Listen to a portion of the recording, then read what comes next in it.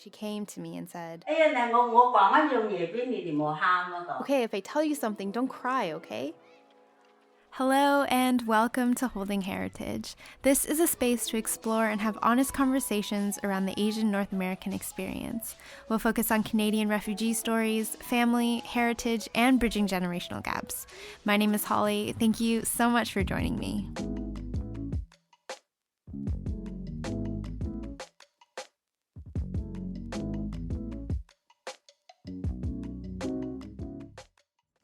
Hello, and welcome to another Building Heritage episode where we focus on topics through a more present lens, discussing and sharing how we are learning, building, and upholding our heritage today.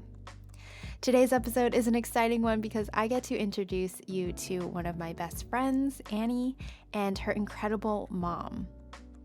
We share with you today a really remarkable and poignant moment in Annie's mom's refugee story, which was when she was almost abandoned in China while being 7 to 8 months pregnant with her first child.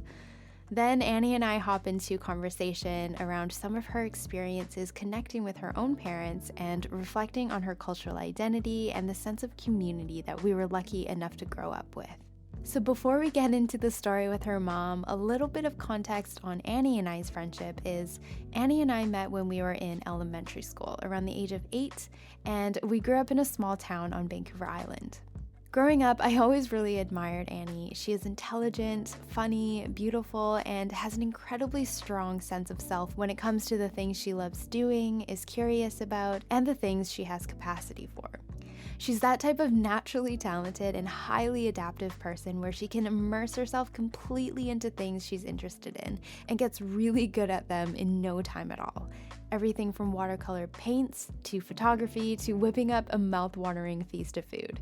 We've been close ever since we were little kids, and now she's really like a sister to me, one of my biggest supporters in everything that I do, and I'm so grateful to have her in my life.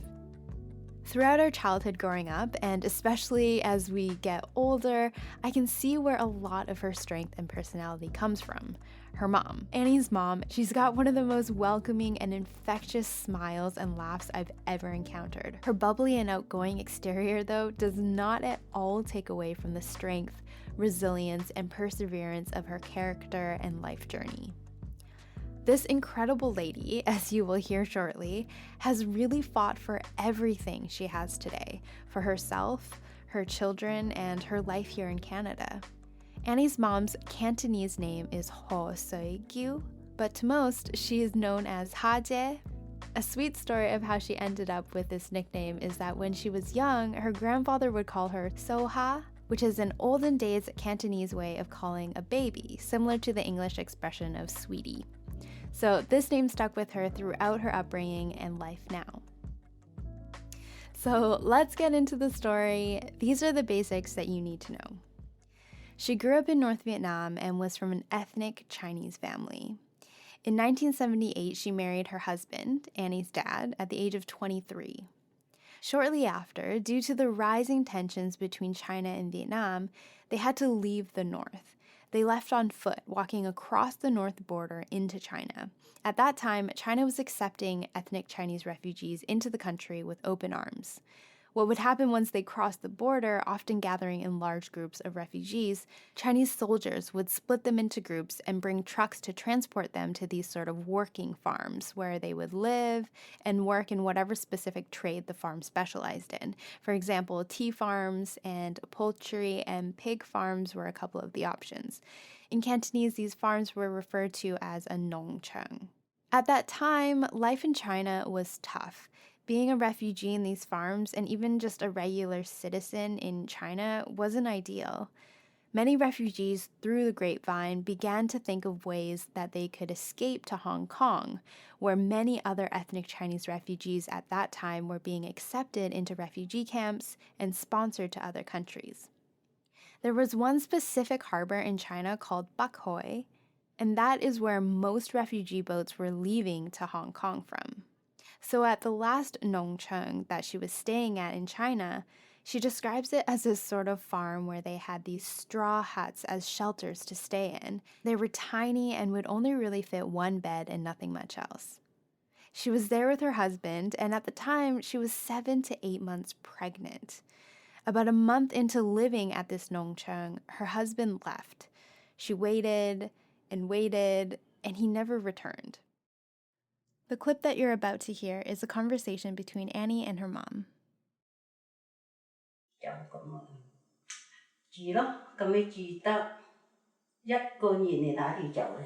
So we were living there for about a month, and then your dad left.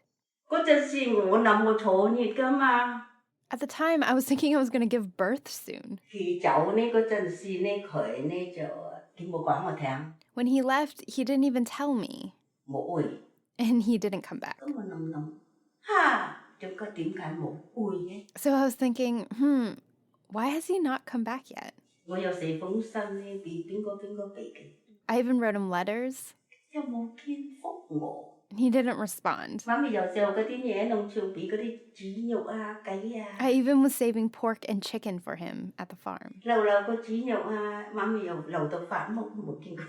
He didn't come back so long that the pork went moldy. The chicken even went moldy. The whole month he didn't come back. Nobody told me anything, and then one day there was this old grandma. Super, super early in the morning one day, she came to me and said, "Okay, if I tell you something, don't cry, okay?" I said, "What is it? I won't cry. Tell me."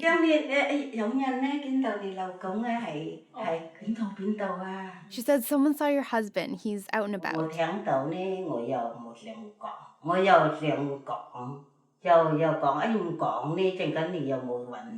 When I heard it, I wasn't sure if I should tell you, but if I don't tell you, you won't be able to find him. I said, "Just tell me. Don't be afraid. Just tell me."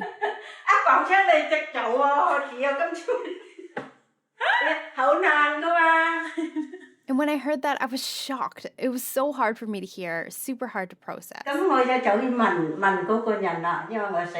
So then I went to go ask a friend that we had visited earlier.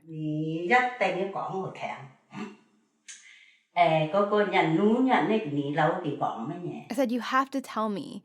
The other day, what did he say to you? What did you guys talk about?" I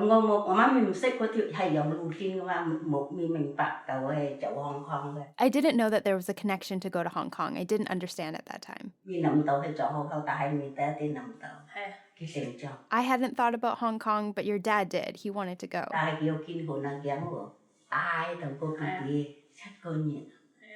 But I think that he was scared of me being 7 months pregnant. If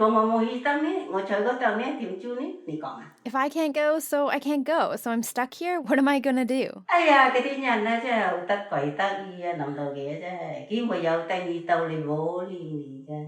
hoi2 is a sarcastic phrase. 得意 means cute in Cantonese, but in this phrase, it's used sarcastically to describe her absolute outrage towards him. Like, ugh, how could you do this to me? Don't you care about me? Aren't you even worried about me? Don't you think about me too?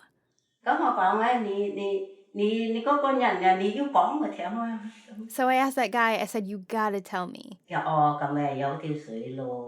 said, "Well, okay, there's a connection in bak1. So I said, "Oh, okay, I understand." So we took 2 boats, all alone, while I was pregnant. 3 days through China. It was not easy.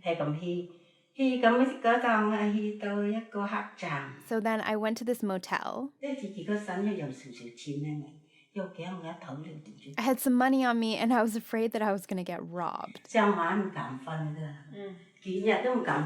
So I couldn't sleep that night and I couldn't sleep for a few days. I stayed there for an entire week, looking for him. And then I ran into one of my distant cousins. He recognized me on the street. I thought he looked like a crazy person out and about walking around. I looked up and I realized that I looked like a crazy person too. He asked me, cousin, where are you going? Me? I'm looking for my husband. But I haven't found him. I don't know where he is. So it ended up that her and her cousin were actually planning on going to the same place. So that's why they were talking about bak1 and how to get there. There was only one bus per day. So the next day I went. When I got there, I knew nothing. So then I was in bak1 looking for your dad.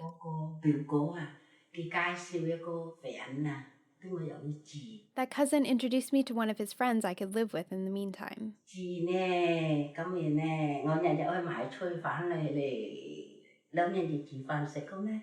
I was living there, and every day I would buy groceries and help them cook dinner. And while I was living there, all of a sudden, all of my money was gone. They stole all my money. They robbed me. I was so lucky, though. Right when I lost all my money, I found your dad. I don't know what I would have done. And then when I found him, his hair was long. He was there fixing boats. Here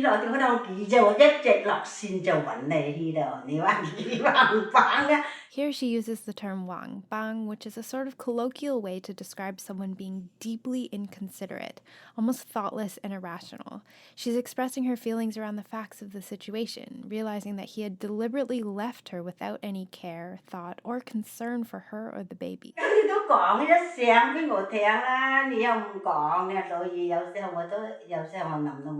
You could have at least said something to me, told me you wanted to go. Even now, when I think about it, I still feel angry.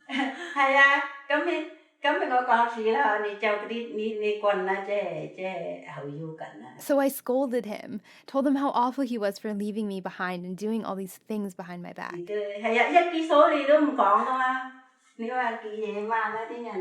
Not even one sorry. So you tell me, how unreasonable was he? So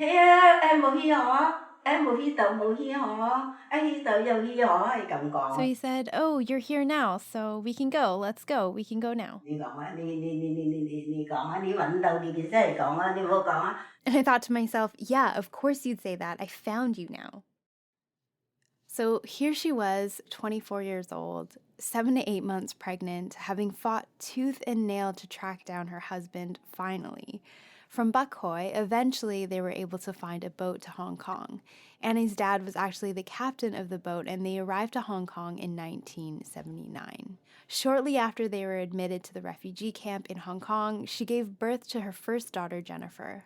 Her second daughter to follow, Marlo, was also born in Hong Kong, and it wasn't until 1980 that they were sponsored to Canada. Now we'll jump into chatting with Annie. Oh, the jinyok, that part hurts so bad. Hurts so bad. I love your mom. I love my mom. Yeah, it's so much more fun, I feel like, to talk to her these days. Because she's so into it? She's so open about it? Yeah. She really enjoyed this one. Yeah. She was so funny. Annie and I reflected on how incredible her mom is.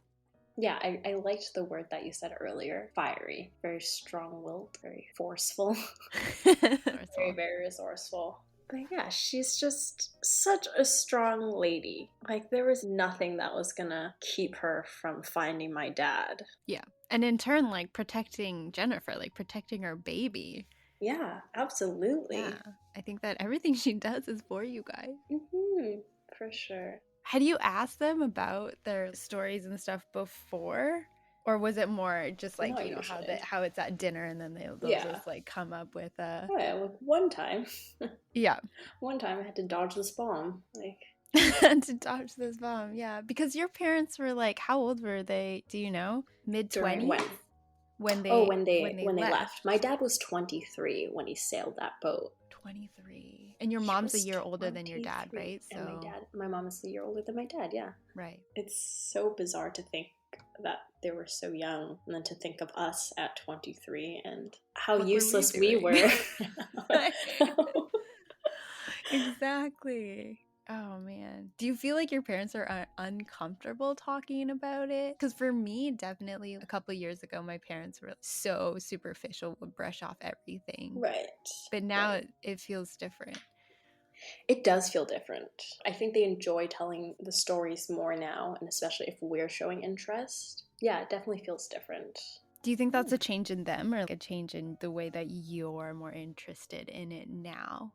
Or kind of like a little bit of both, like what you said. Yeah, I would say it's a bit of both. Because also we're getting older, right? Yeah. And it's not like we're teenagers anymore who don't care about any of their experience and just so self-involved and so focused on what we have going on that we don't think about all the things that have gone on for them, right? That's also, it's that thing as well as you get older, you see your parents more as people and not just your parents. Yeah. When do you feel like that shifted for you? I don't think it was a specific moment. It was just a gradual thing.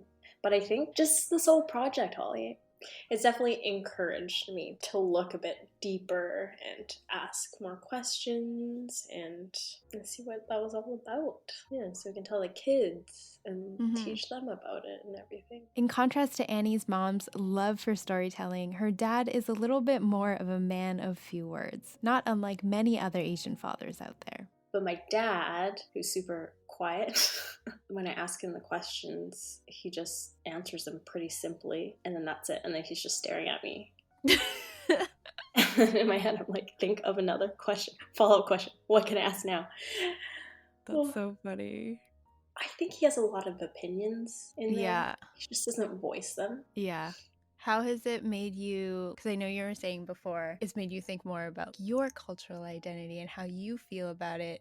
Like, I don't think you and I have had in-depth conversation about how you felt about your cultural identity when you were young. And from my point of view, I think I've told you this, like I've always kind of felt like envious of like you and how open you were about, I don't know, just liking Chinese things, especially when we were younger. Yeah. I think that may have had a lot to do with having my older siblings, right? Because they were so much older. Yeah. Right? Because I came along when everything was all good, right? Like, I didn't have to experience any of the hardship my parents experienced. But my siblings, you know, coming over early 80s, my parents being just brand spanking new refugees, not knowing anything about Canada. Yeah. Not having any money, and then my siblings were left a lot of the time when my parents would go work for like days at a time. Wait, so was Marlo born in Hong Kong too? Yeah, she was born in Hong Kong. So I think they were in the refugee camps for about 2 years. So they were both born in the refugee camp? Yeah. Oh, wow. Jeffrey was born in Canada. In Comox, yeah. Okay. And there's me. Yeah. 13 years later. So Annie is one of 4 siblings. Her 2 eldest sisters born in Hong Kong, and her older brother born shortly after arriving to Canada. Despite growing up in a very predominantly Caucasian town, Annie recalls not ever really struggling with feeling conflicted about her cultural identity, and a lot of that perhaps was influenced by having her older siblings. Most memories that she has around her culture and heritage were ones of joy and being reunited with her sisters. Like, say, we were like, 8, 9 when we met? So yeah, Marlo and Jennifer, they were mid-20s, early mid-20s. So were they encouraging in terms of like keep your culture, or like how specifically do you think they contributed to that? It wasn't ever like a specific conversation or anything like that. And even at that time, at 10 years old, you're like, well, what even is culture? Right? Yeah. Like that, those are abstract concepts to you.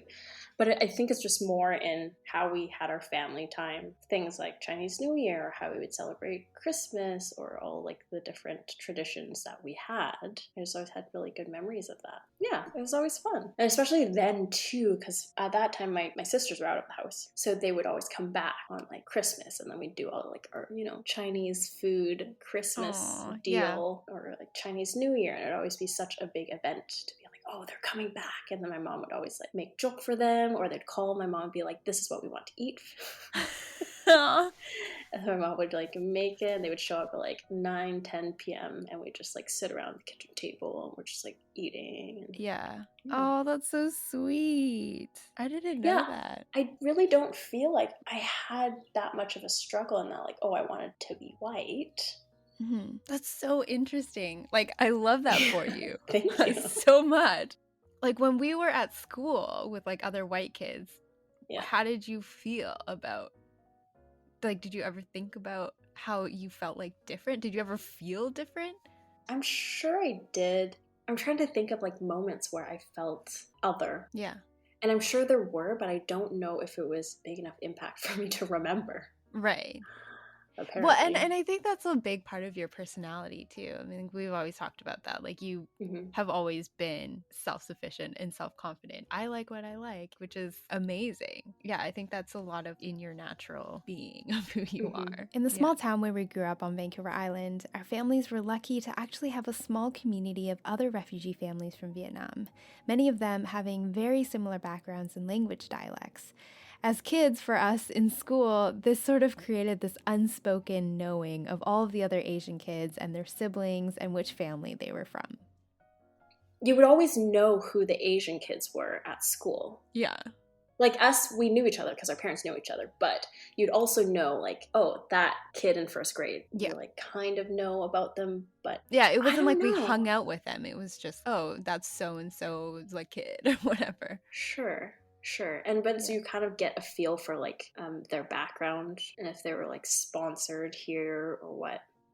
Yeah. And I'm really grateful that our community that we grew up in, although like extremely white, had so many different refugee families that we were just like automatically friends, right? Or our parents, I mean. And I was talking to my dad about it too. And I was like, what are the chances that all of you people back in like the same villages in Vietnam successfully made it onto these boats, successfully made it to Hong Kong, were sponsored to Canada, and now are in this one tiny little town on Vancouver Island. Yeah. And you're all speak the same dialect. Like, that's crazy to me. But it's like such a nice community.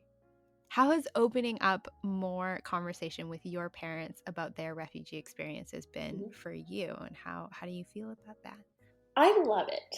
I feel like it just makes me feel so connected and so close to my parents. But I think it's also me too as I get older that I want to get closer with my parents. And I think there's always that language barrier. Yeah. It's also that they're older. So I feel like I didn't have the relationship with my parents that I feel like lots of people do. Mm-hmm. And I just always thought of them as they're the people that gave me a place to live and feed me. Right. And that was pretty much it. Like, I didn't feel super connected to my parents for a long time. I'm really enjoying getting to know them more. And I think similar to what you were saying before is as we grow older, we realize that they're more than just people who feed us. Yeah, and exactly. They have feelings and they have goals. And I think that was a big thing for me, like realizing that my parents had feelings. I was like, what? Yeah, I know. It's such a bizarre concept, right? Because they're always just a parent to you. Yeah. And then you don't think about their motivations or their struggles or anything or their like life that. Before being your parent. Exactly. How do you think it's affected your feelings or thoughts around your own cultural identity? Like, do you think it's deepened it a bit more? I feel like it's definitely deepened it. I think having this context for all these, stories told over dinner, like many, many years ago, makes such a big difference. Mm-hmm. It just feels so much bigger, the experience that they went through. Because, my mom, especially, she laughs while telling her stories, right? And she's just always like, oh, these are just goosey, it's just a story. But it feels bigger. It feels more real in that sense when I know these are the dates, these are the places, this is what was happening for everybody in this area. Yeah, for sure. I feel the same way. There's something weirdly like intangible and cool about like seeing photos or seeing it on a map. If you're interested in seeing photos and extra context on Annie and her mom and their family, head to holdingheritage.com and check out the episode show notes. There are some really great photos, and like Annie said, there's something about these tangible things that make everything feel so much more real and impactful. I hope you've enjoyed today's episode and that it can maybe be a little reminder to all of us of the oftentimes unspoken and unexpressed stories of strength and bravery that many of our parents and families have gone through so that we can be here today. The act of reaching out and asking more questions can open up these incredible doors of family history, and I hope that this can encourage you to give it a shot. Like Annie's mom, having fought for her own survival and future lives of her own children, pushing through circumstances and situations of survival that many of us today will never have to personally encounter. These pivotal stories and moments in the past amount to so much here in the present, and we've got everything to be grateful for. So thank you again for tuning in, and I'll meet you back here very, very soon. Bye! Music by Blue Wednesday. Be sure to check him out. He's amazing. And as always, Holding Heritage is created, produced, and geographically based on the traditional, ancestral, and unceded lands of the Tsleil-Waututh and Comox nations of the Coast Salish peoples.